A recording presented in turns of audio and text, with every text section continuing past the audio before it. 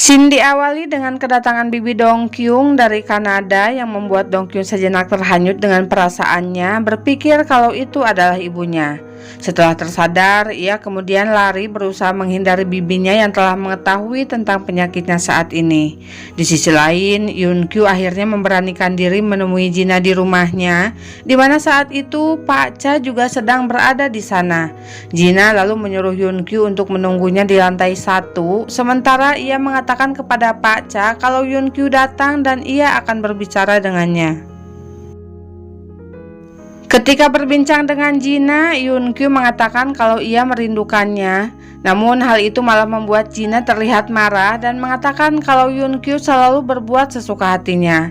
Mendengar Jina berkata seperti itu, Yunkyu kemudian mengingat kembali kejadian saat ia hendak pergi ke luar negeri, di mana saat itu ia tidak memberitahu Jina sehingga membuat Jina marah. Yunkyu lalu berkata kepada Jina kalau ia memang akan kuliah di luar negeri, tetapi ia tak ingin putus dengannya. Dan karena sikap egoisnya itu, sampai sekarang Jina masih membenci Yunkyu. Jina yang terlanjur sakit hati dengan sikap Yunkyu dahulu mengatakan kalau Yunkyu kini terlambat menemuinya karena ia tidak melakukannya 9 tahun yang lalu. Jina juga berkata kalau saat ini ia tidak yakin apakah dirinya ingin kembali lagi ke masa-masa saat mereka bersama. Ketika Jina hendak pergi, Yunkyu mengutarakan kembali perasaannya dengan mengatakan bahwa dirinya masih menyukai Jina. Kembali lagi ke Dongkyung yang sedang dikejar-kejar oleh bibinya yang baru datang tadi. Myulmang yang menyaksikan mereka berdua hanya tersenyum, tak percaya mereka bersikap seperti anak kecil. Lalu karena Dongkyung bersembunyi di belakang Myulmang, bibinya berpura-pura kelelahan hingga akhirnya ia berhasil menangkap Dongkyung. Setelah berada di rumah Dongkyung, si bibi memperkenalkan dirinya kepada Myulmang dan mengetahui Myulmang adalah pacar Dongkyung. Dongkyung yang ngajengok si bibi mengetahui hal itu bertanya kepada si bibi bagaimana ia bisa mengetahuinya, dan ternyata ia tahu dari Sun Kyung yang mengirimkan foto mereka saat di rumah sakit. Ketika Suja menanyakan di mana Myulmang tinggal, Dongkyung segera menyuruh Myulmang pergi sambil memberikan ponsel miliknya. Ia lalu menyuruh Myulmang untuk menelponnya. Myulmang yang terheran dengan sikap Dongkyung hanya tersenyum, berpikir kalau sikapnya itu sangat cute. Setelah Myulmang pergi, Suja berkata kalau ia tak akan marah karena Dongkyung selama ini tidak memberitahu tentang penyakitnya. Suja lalu memberi Dongkyung hadiah berupa barang-barang yang ia bawa dari Kanada. Cerita berlanjut ke Yunkyu yang baru pulang setelah bertemu dengan Jina. Ia tidak sengaja melihat pesan teks yang dikirim Jina kepada Pak Cha. Saat melihat pesan itu, Yunkyu terlihat sedikit berpikir kenapa Jina mengirim pesan begitu seolah Jina habis bertemu dengan Pak Cha. Kemudian Pak Cha yang baru keluar dari kamar mandi mengambil ponselnya dan menyuruh Yunkyu untuk beristirahat. Di sisi lain, Myulmang yang terlihat kesepian sendirian mendapat telepon dari Dongkyung yang menggunakan ponsel milik bibinya. Saat itu, Myulmang terlihat sangat bahagia ketika Dongkyung berterima kasih padanya karena kemarin Myulmang telah membuat Dongkyung melihat keluarganya lagi. Kemudian, Dongkyung terlihat meminta bantuan kepada Myulmang. Keesokan harinya, ternyata Dongkyung meminta bantuan Myulmang untuk berpura-pura menjadi dokternya agar membuat Suja tidak khawatir. Di situ, Myulmang berkata kalau ia sedang berusaha menyelamatkan Dongkyung. Setelah Suja merasa tenang, ia lalu pergi menjemput suaminya yang baru datang ke Korea. Sementara itu, Dongkyung dan Myulmang pergi membeli ponsel agar Myulmang lebih mudah untuk dihubungi. Di ponselnya, Dongkyung menyimpan nomor Myulmang dengan nama Saram. Setelah membeli ponsel, mereka lalu pergi ke sebuah pulau menemui seorang siswa yang akan melakukan pelulusan di sana. Myulmang meminta Dongkyung untuk memotret mereka. Kemudian ia berubah menjadi seorang guru dan melakukan foto bersama. Scene berlanjut memperlihatkan Suja yang mengunjungi makam kembarannya yaitu ibu Dongkyung. Ia datang ke sana bersama suaminya.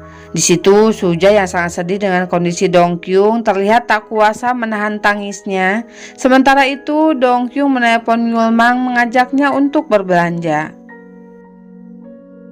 Mereka lalu pergi ke mall untuk melakukan shopping, di mana saat itu Dongkyung berencana untuk belanja habis-habisan. Saat mereka berada di toko sepatu, Dongkyung dengan sok yesnya ingin membeli semua sepatu yang ada di sana. Akan tetapi ketika si pelayan memperlihatkan jumlah uang yang harus dibayar Dongkyung, Dongkyung tidak jadi membeli semuanya dan hanya akan membeli sebagian. Myulmang yang melihat kelakuan Dongkyung tersebut hanya tersenyum sambil menggelengkan kepalanya. Dongkyung lalu mampir ke sebuah toko membeli sebuah pena untuk Jina. Setelah itu, ia terlihat sedang berebut tas dengan seorang konsumen yang sama-sama ingin membeli tas tersebut.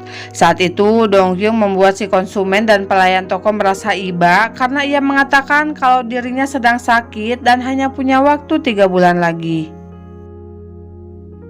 Karena mengatakan kalau ia ingin membelikan tas itu untuk bibinya sebelum ia mati, Dongkyung akhirnya berhasil membeli tas itu.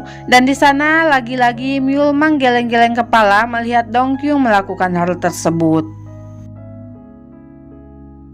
Dongkyung kemudian mengajak Myulmang untuk berfoto bersama. Dalam perjalanan pulang, ia melihat foto-foto tadi dan mengirimnya ke handphone Myulmang untuk dijadikan wallpaper. Saat itu mereka terlihat sangat bahagia. Saat Dongkyung hendak pulang, Myulmang tiba-tiba membuat mereka berada di tempat lain. Di mimpi itu, ia membawa lagi Dongkyung ke sebuah restoran, di mana saat itu Dongkyung yang mengetahui kalau Myulmang tak pernah makan dan tidur terlihat sangat bahagia ketika Myulmang mengatakan kalau sekarang Myulmang melakukan hal-hal tersebut hanya untuk Dongkyung. Kemudian Myulmang membuat Suja, Jina, dan Sunkyung datang ke sana dengan barang-barang yang tadi telah dibeli oleh Dongkyung, dan di situ mereka terlihat sangat bahagia. Keesokan harinya, Dongkyung terbangun di kamarnya dan mendapati semua orang yang ia sayang berkumpul untuk makan bersama. Sementara itu, Myulmang terlihat menemui si dewa yang berkata kalau dirinya sedang ganti baju, namun sebenarnya si dewa ini sedang sakit parah. Di sisi lain, di perusahaan Dongkyung, rekan kerjanya yang sedang rapat memberitahu si bos kalau semua penulis di sana telah berhenti. Si bos yang panik meminta Pak Cha untuk membawa kembali para penulis tersebut, akan tetapi Pak Cha menyuruh si bos untuk menyelesaikannya sendiri. Setelah rapat selesai, Pak Cha melihat-lihat pesan yang dikirim oleh Jina kepadanya. Ketika ia membaca pesan itu, ia teringat akan Yun Kyu yang saat itu sempat melihat pesan tersebut di ponselnya. Pak Cha kemudian pergi menemui Yun Kyu di restoran untuk mengajaknya berbicara, di mana saat itu si bos juga sedang berada di sana. Kemudian karena Yun Kyu tahu kalau Pak Cha tak ingin identitasnya terbongkar sebagai anak dari pemilik gedung, ia berpura-pura memanggil ayah Pak Cha sebagai ayahnya untuk mencegah si ayah berbicara dengan Pak Cha. Namun ketika melakukan itu, Yun Kyu tiba-tiba teringat kejadian serupa ketika saat itu Pak Cha berusaha membuat Jina tak melihat dirinya, dan akhirnya ia tersadar kalau Pak Cha menyukai Jina. Ketika mereka bertemu di lift untuk pulang, Yun Kyu menanyakan apakah Pak Cha mengenal Jina, yang kemudian Pak Cha mengiyakannya. Saat Pak Cha mengajaknya berbicara di rumah, Yun Kyu tiba-tiba berkata kalau ia harus pergi ke suatu tempat. Yun Kyu kemudian menelpon Jina menanyakan tentang keberadaannya. Ketika Jina memberitahunya, tak lama kemudian Yun Kyu datang dan tiba-tiba bertanya kepada Jina apakah Jina sedang mengencani seseorang. Ia kemudian berkata kalau Jina harus berkencan dengannya karena mereka bertemu lebih dulu. Namun saat itu Jina hanya terdiam ketika mendengar perkataan Yun Kyu.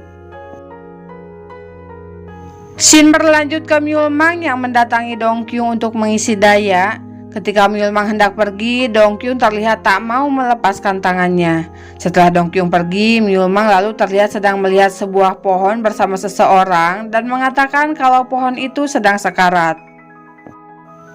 Pak tua itu tiba-tiba berkata kalau pohon itu sama seperti mereka yang kini sedang sekarat. Saat melihat pohon itu, Myulman teringat akan Dongkyung yang juga akan segera mati seperti pohon tersebut. Ia yang baru menyadari perasaannya terhadap Dongkyung segera berlari untuk menemui Dongkyung di rumahnya. Dan ketika mereka bertemu, secara mengejutkan, Myulman mengakui perasaannya, mengatakan kalau ia mencintainya. Mendengar itu, Dongkyung pun terlihat sangat ngejenghok. Lalu di akhir scene kita diperlihatkan kalau saat itu waktu hanya tinggal 50 hari lagi menuju kematian Dongkyung. Oke Cingu, jika kalian penasaran dengan episode selanjutnya, jangan lupa like, comment, dan subscribe channel Mimin ya, biar kalian tidak ketinggalan menyaksikannya. Gumawo, bye.